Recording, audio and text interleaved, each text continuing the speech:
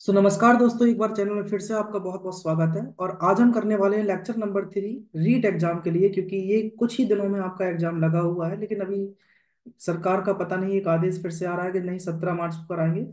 कुछ कंफर्म नहीं है, ये कभी भी करा सकते हैं। ठीक है, तो अपनी तैयारी को आप अच्छे लेवल पे रखें। आज हम PYQ करने वाले हैं 2017 और 18 के पेपर से।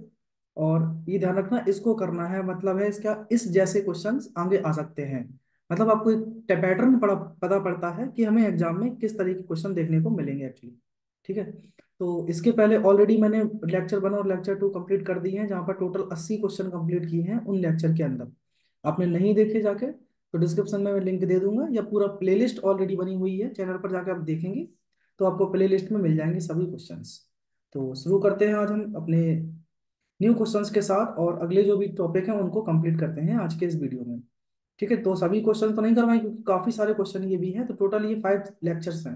तो 3 के बाद चौथा, चौथे के बाद पांचवा, पांचवा लेक्चर आएगा। तब कहीं जाके हमारे ये क्वेश्चन पूरे कंप्लीट हो पाएंगे दोस्तों। तो आई होप आप कनेक्टेड होंगे मेरे साथ, और आपने चैनल को भी हमारे सब्सक्राइब करके रखा होगा। ठीक है, ये मुझे कहना ना पड़े आपसे। तो पूरा वीडियो को एक बार आप देख के जा करें, तभी देखो कुछ प्रॉफिटेबल मिलने वाला होगा। आप आधा अधूरा अगर देख के जाएंगे तो फिर मजा नहीं आता है। तो आप ये 2-3 काम जरा करके रखेंगे तो आप कमेंट करके बता देंगे, और कि आपको आवाज वगैरह वीडियो की क्लियर आती है कि नहीं। ठीक है, चलिए क्वेश्चन नंबर 1 के साथ शुरू करते हैं कि 50 पैसे के 16 सिक्कों का मूल्य किसके बराबर है। देखो 50 पैसे के 16 सिक्के हैं, इसका क्या मतलब होता है कि 50 पैसे का मतलब है 50/100 रुपए। क्योंकि एक रुपए में कितने सिक्के, आप कहेंगे 100 सिक्के होते हैं, 100 कॉइन्स होती हैं। ठीक है, एक रुपए में 100 सिक्के होते हैं, तभी तो 100 सिक्के मिलकर, सॉरी, एक रुपए में 50 100 पैसे होते हैं। मैं क्या बोल रहा हूँ, एक रुपए में 100 पैसे होते हैं, मतलब 100 पैसे बराबर एक रुपए के हो गए। तो यहाँ पर मुझे अगर पैसे को कन्वर्ट करना है किसमें, रुपए में, तो आप कहेंगे ये आधा रुपए हो गया। लेकिन आधे रुपए के टोटल 16 सिक्के हैं, तो 16 सिक्के का मतलब हुआ आपके पास रुपए कितने हुए, 8 रुपए। अब जिस ऑप्शन में 8 रुपए मिल रहा हो वही आंसर हो जाएगा। जैसे देखो इसमें 1 रुपए के 4 सिक्के मतलब 4 रुपए हो गए, 2 रुपए के 3 सिक्के तो 3 दूनी 6 रुपए हुए, तो 10 हो गए। तो ये आंसर नहीं होने वाला। 2 रुपए के 3 सिक्के मतलब 3 दूनी 6 रुपए हुए। तो 25 पैसे का मतलब हुआ 25/100, तो 1/4। ठीक है, अब 1/4 रुपए के 8 सिक्के हैं, मतलब ये कितने हो गए, 2 रुपए। तो 6 रुपए ये थे, 2 रुपए ये थे, टोटल मिलके हुए 8 रुपए। मतलब यही आंसर इसका करेक्ट होगा, ऑप्शन नंबर बी। ठीक, ऐसे क्वेश्चनों की प्रैक्टिस आप करते रहेंगे जिससे कि आपको एग्जाम में दिक्कत ना आएगी। ठीक है, अगला क्वेश्चन लेते हैं आपके सामने। इन संख्याओं को अवरोही क्रम में लगाना है। देखो जब भी ऐसी आपको संख्या मिले तो आप क्या कीजिए, या तो आप डिवाइड दे दो। ठीक है, डिवाइड दे के कर सकते हैं, या फिर सभी का ले लो आप लासा, सबसे बढ़िया तरीका है, आप सभी का लेके चलेंगे लासा। ठीक है, तो 13, 13, 7 और 6 का लासा अगर लेते हैं तो मैं लासा किस तरीके से लूंगा आपको मैं बताता हूँ। देखो 2/7, यहाँ लिखा है 3/13, और ये है 5/16। मुझे नहीं पता अभी छोटे बड़े कौन से हैं। तो 13, 7 और 6 का लासा अगर मैं देखता हूँ यहाँ पर, एक सेकंड रुकना, मैं यहाँ पर ये एक 1 एक्स्ट्रा आ गया, इसको हटा देते हैं। ठीक है, तो 13, 7 और 6 का जो लासा होगा दोस्तों, वो कितना होगा। आप कहेंगे 13 7 91, 91 गुणा 6 करते रहेंगे, नहीं, लेकिन मैं सिर्फ इतना लिखता हूँ, इन सभी का लासा जो होगा वो 13 गुणा 7 गुणा 6 इतना होने वाला होगा। तो सभी संख्याओं में हम 7 गुणा 13 गुणा 6 का मल्टीप्लाई कर देते हैं। 7 गुणा 13 गुणा 6, इससे हुआ क्या कि 7 से 7 कैंसिल, यहां से बचा है 2, 13 और 6। यहाँ से 13 कैंसिल, यहाँ से 3, 7 और 6। क्यों इतना बड़ा हम गुणा करते रहे, यहाँ 6 से 6 कैंसिल, तो 5 गुणा 7 गुणा 13 मल्टीप्लाई किया तो 13 दूनी 26, और 26, या फिर ऐसे कर लो 13 छंग 78, 78 दूनी कितने हुए, 152, 156, 78 दूनी 156। ये देखो 6 सत्ते 42, 42 दिया करके देखा तो 3 दूनी 6, 3 चौको 12, इतने मल्टीप्लाई ऊपर से करने से अच्छा यहीं कर लेते हैं। 13 सत्ते 91, 91 पंचे करना है तो 5 एकम 5, 5 नम 45। तो सबसे बड़ी संख्या ये हुई, इसके बाद ये हुई, ये फिर ये हुई। अवरोही का मतलब होता है बड़े से छोटा, तो सबसे बड़े यही रहा। तो पहले 5/6, फिर ये 2/7, और लास्ट में क्या आ जाएगा आपका 3/13। तो 5/6, 2/7 और 3/13 आपका आंसर हो जाएगा। ठीक है, तो ये रहा 5/6, 2/7 और 3/13, ऑप्शन नंबर एक करेक्ट आंसर होगा। पेशेंस के साथ वीडियो को देखना, वरना समझ में कुछ नहीं आने वाला, आप बस देखते देखते चले जाएंगे। अच्छा, दूसरा तरीका इसका करा देते हैं आपको, कि 2/7 और 3/13 और 5/6, हमने क्या किया, इसमें डिवाइड दिया, 7 का डिवाइड दिया। तो आप कहेंगे कि 7 दूनी 14, बचेंगे कितने, 6। ठीक है, और 7 अट्ठे 56 ये आया। इसमें दिया तो 13 दूनी 26, कितने बचेंगे अभी, 4। 26 और 4 30, फिर 13 दूनी 26, ये 13 तिया 39, इतना आ गया। 6 से भाग दिया तो 6 सत्ते 42, 6 ऊअठ 48। ठीक है, 6 अट्ठे 48, बचेंगे कितने, 2, और 6 तिया 18। फिर भी देखो सबसे बड़ा ये मिल रहा है 83, फिर 28, फिर ये, मतलब ये सबसे बड़ा है, ये फर्स्ट नंबर पे आएगा, ये सेकंड नंबर पे आएगा, और ये थर्ड नंबर पे आएंगे। तो दोनों ही तरीके हमारे सामने हैं सॉल्व करने के।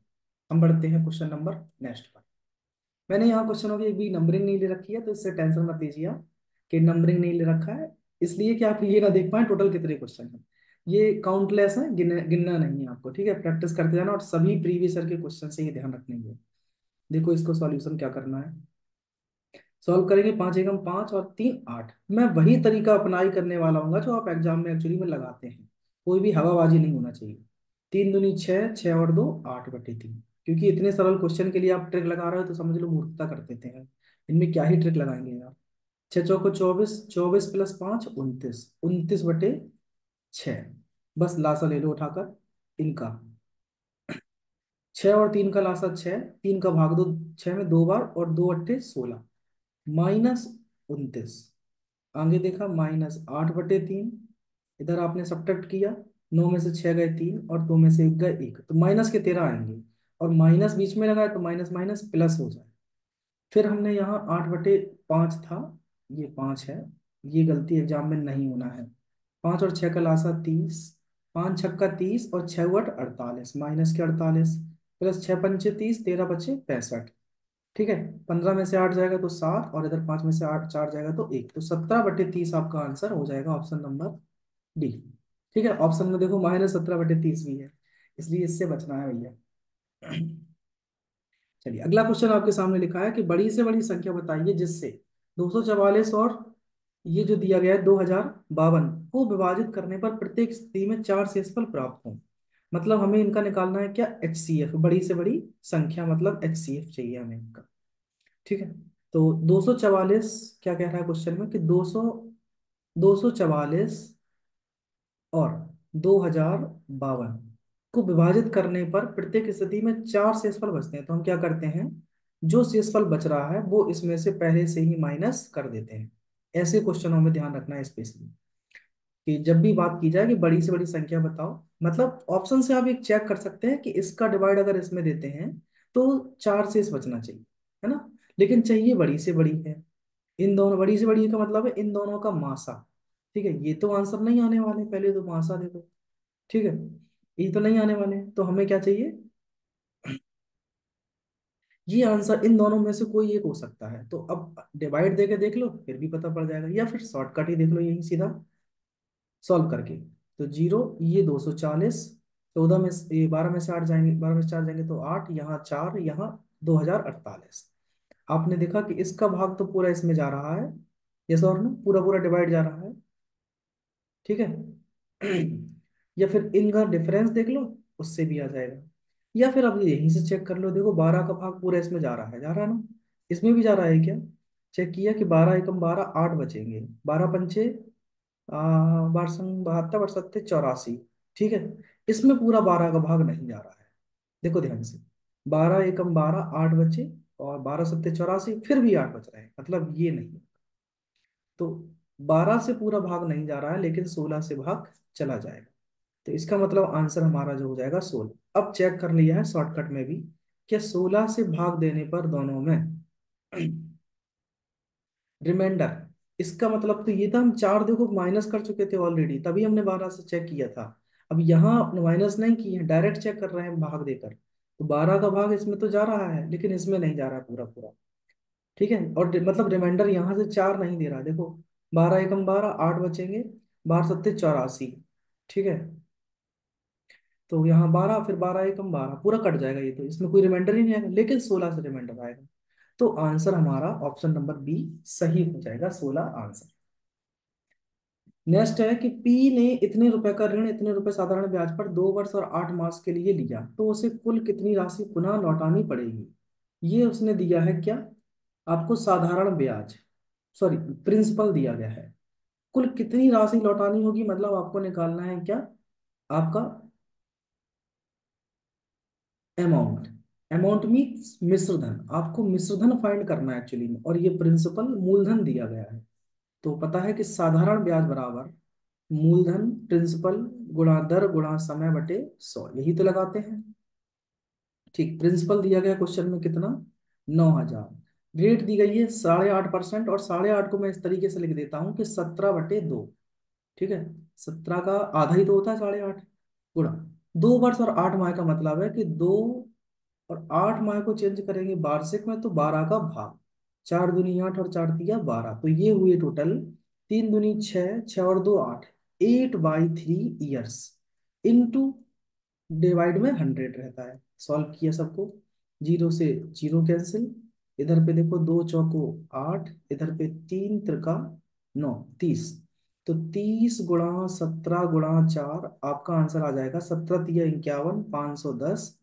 510 में 4 का गुणा करेंगे तो 4 एकम 4 और 4 पंचे 20, ये आ गया 2040। लेकिन ये तो ब्याज है, हमें ब्याज चाहिए नहीं है, हमें तो क्या चाहिए, मिश्रधन। अमाउंट क्या होगा, तो 9,000 में आप 2040 जब जोड़ेंगे तो आपका 1140 आंसर आ जाएगा। ऑप्शन नंबर सी सही आंसर होगा। बहुत भटकाऊ ऑप्शन दे रखे हैं, देखो ये वाला और ये वाला, जल्दी में आपने लगा दिया ना कि ब्याज, तो बस गलत हो गया आपका, मतलब ये आंसर तो है ही नहीं। आंसर क्या है एक्चुअली में, ये option, option number A answer सही है।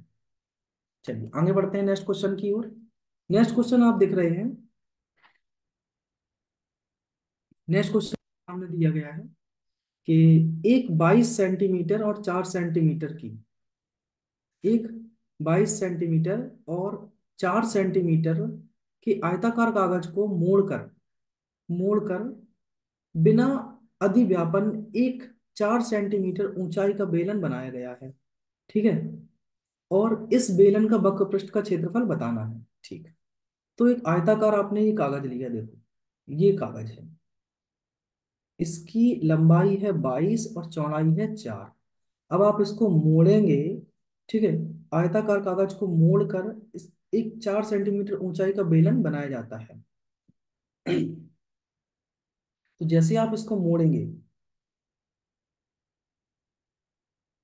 ध्यान देना, एक 4 सेंटीमीटर ऊंचाई का बेलन बनाया जाता है। अच्छा, बेलन बनाया, तो बेलन का वक्र पृष्ठ क्या होता है, 2πr/h। आपने इसको बनाया इस तरीके से बेलन, ये बन गया बेलन। ठीक है, इसकी ऊंचाई तो यही रही 4 सेंटीमीटर, लेकिन जो ये सरकमफ्रेंस है, ये नीचे वाली पूरी लंबाई, ये तो 22 है, और सरकमफ्रेंस क्या होती है, 2πr। क्या होती है, 2πr सर्कल में, ये सर्कल की सरकमफ्रेंस टोटल कितनी है, 22। और क्वेश्चन में 2πr की वैल्यू यहाँ पर है 22, रख दिया हमने इसकी जगह पर। हाइट है 4, तो 44, 22 चौको 88 सेंटीमीटर स्क्वायर आंसर, ये रहा आंसर।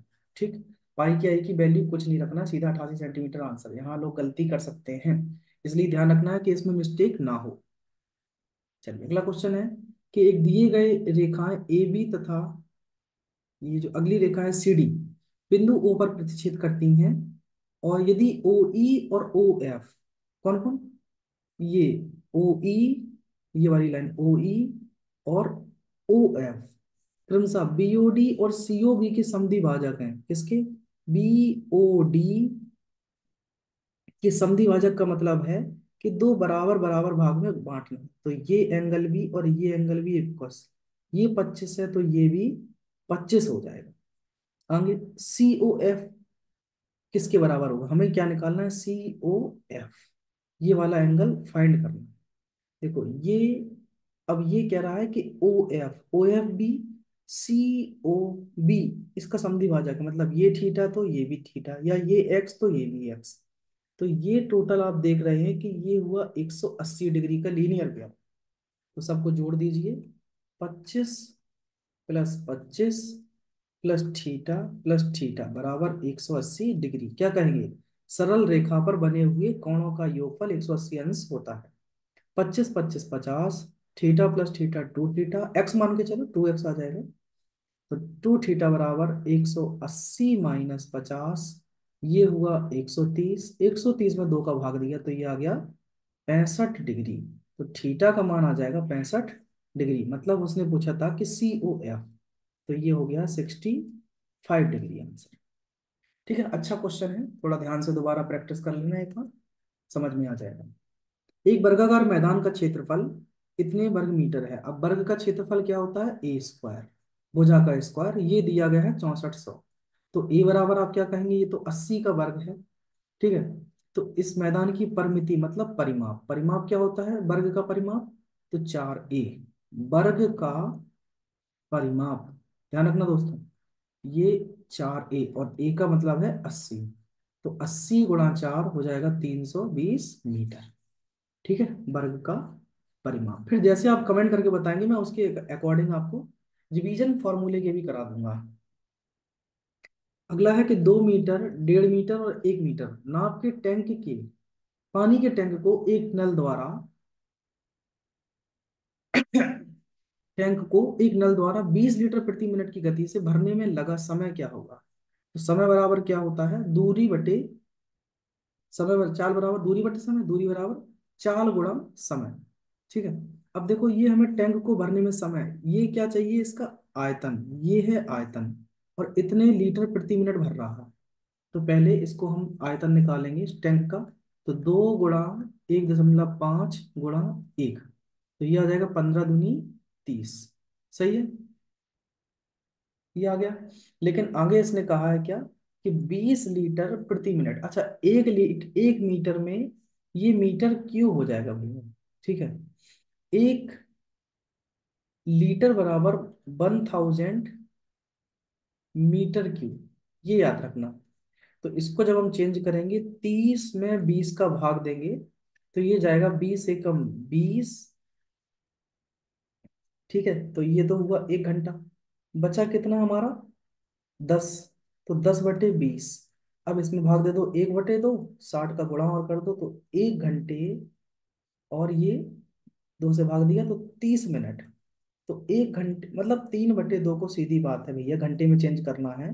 तो एक सही 1/2 आता है, और 1 घंटा ये हुआ। और 1/2 घंटे का मतलब है कितना? 60, 30 मिनट। तो 1 घंटा सीधा आंसर, 30 मिनट आंसर हो जाएगा, ऑप्शन नंबर बी। कोई ज्यादा प्रेशर नहीं लेना ऐसे क्वेश्चन के लिए, सिंपल से होते हैं। अगला क्वेश्चन है कि 1,01,01,101 का अंकीय रूप क्या होगा? देखो, 101, तो पहले लास्ट वाला देखा 101, इसमें नहीं है 101। फिर आगे की कह रहा है 101, आगे है 1,101, तो लो 1,101, इसमें है नहीं है, इसमें है यस, इसमें भी है। आगे है 1,01,000, अब लाख का बात हो रही है तो यहाँ एक जीरो, तब एक आएगा। तो इकाई, दहाई, सैकड़ा, हजार, 10,000, लाख, अभी तो हुए 1 लाख। ठीक है। आगे फिर उसने कहा है 1 करोड़, तो ये और लगा दिया है। तो आंसर ऑप्शन नंबर हमारा क्या हो जाएगा? B option. सही है, बी ऑप्शन हमारा आंसर हो जाएगा दोस्तों। चलो अगले क्वेश्चन की ओर बढ़ेंगे हम, नेक्स्ट क्वेश्चन लेते हैं। चलो अगला क्वेश्चन ये रहा आपके सामने, सॉल्व करेंगे आप। कि 3 1 P 5, 3 1 P और 5, 3 का गुणज है, मतलब इसमें पूरा पूरा 3 का भाग जा रहा है। जहां P दहाई का अंक है, जहां P दहाई का अंक है, ठीक, ये दहाई का अंक है, तो P का अधिकतम मान बताओ क्या होगा? ऑप्शन से देख लेते हैं। 3 का मतलब क्या है? जो 3 से कट जाए, 3 से देखो ये कट रहा है, यस। 5 और 1 6, ये भी 3 से कट रहा है। तो P का मैक्सिमम मान एक ही दिख रहा होगा आपको, 9। 3 से भी भाग जाता है और कट भी रहा है ये। ठीक है, नेक्स्ट क्वेश्चन लेते हैं आपके सामने। नेक्स्ट रहा ये आपके कि 25 + 12 × 33 -25 में से आप 5 घटाएंगे तो क्या बचेगा? -20। और 25 में से 20 घटा लो भैया तो 5 बचेंगे सिर्फ प्लस के। 9 12 × 33, ठीक है, अब गुणा करेंगे आप तो कर लीजिए, 12 × 36 की 6, हासिल आई 3, 12 × 36 और 3 39। सबको जोड़ेंगे आंसर में तो कितना हो गया? 6 5 11, और 9 और 1 10 की 0, 3 और 1 4, ये तो 401 हो रहा है। कुछ गड़बड़ कर दिया क्या? 25, 12 × 33, 25 में से 5 घटाएंगे तो -20 आया, -20 लिख दिए यहाँ पर। 25 में से 20 घटाएंगे तो 5 आ जाएगा प्लस का। अब 12 × 36 की 6, हासिल आई 3, 12 × 36, 37 38 39, सही लिखा है। तो 401 आंसर है इसका, ऑप्शन में कहीं नहीं। हम्म चलो कोई दिक्कत नहीं। एक दो क्वेश्चन गलत भी देता है रीट वाला, बस सही हर क्वेश्चन को दे रखा है। कोई भी एग्जाम हो, एसएससी को उठा के देख लो आप तो। वह कौन सी छोटी से छोटी संख्या है जो 1 से 10 तक की संख्याओं से विभाज्य है? हमें निकालना है छोटी से छोटी संख्या जो कि 1 से 10 तक की संख्याओं से विभाज्य है। तो छोटी से छोटी का मतलब होता है लासा। ठीक, तो 1 से 10 की संख्याओं मतलब है 1 2 3 4 5 6 7 8 9 10, इन सब का चाहिए लासा। देखो यहाँ पर स्टार्टिंग से करते हैं। तो 1 2 3 4 5 6, चलो सबको ऐसी लासा निकाल के दिखाते हैं आपको। वरना 9 का जहां आ रहा है उसका मतलब है कि संख्या 9 से कटना चाहिए। और 9 से कटने वाली संख्या देखो ये नहीं है, 8 और 1 9, 6 बच गए, ये नहीं कटेगी। 5 2 7 2 9, ये कट जाएगी। 8 4 12, ये नहीं कटेगी। 5 4 9, ये भी कट जाएगी। लेकिन उसने कहा छोटी से छोटी। अब देखो 7 से और चेक कर लेते हैं। 7 7 49, 7 दूनी 14, ये कट रही है। 7 3 21, 7 6 42, ये भी कट रही है। ठीक है, कुछ और 9 से भी कट रहा है, 7 से भी कट रहा है। 8 से चेक कर लेते हैं। 8 3 24, कट रहा है ये देखो। बचा कितना? एक। फिर 8 1 8, 4 5 8 45, मतलब यही आंसर हो जाएगा। क्योंकि छोटी छोटी चाहिए थी हमें तो, है ना। ये बड़ी संख्या नहीं चाहिए। तो 2 5 2 0 आंसर सही है। हमने डिविजिबिलिटी चेक किया, क्या चेक किया? डिविजिबिलिटी। ठीक है, ये डिविजिबिलिटी चेक की, मतलब विभाज्यता का नियम। वरना एलसीएम निकालते रहो, कोई दिक्कत नहीं, उससे भी आपका आंसर आ जाएगा, कोई समस्या नहीं है।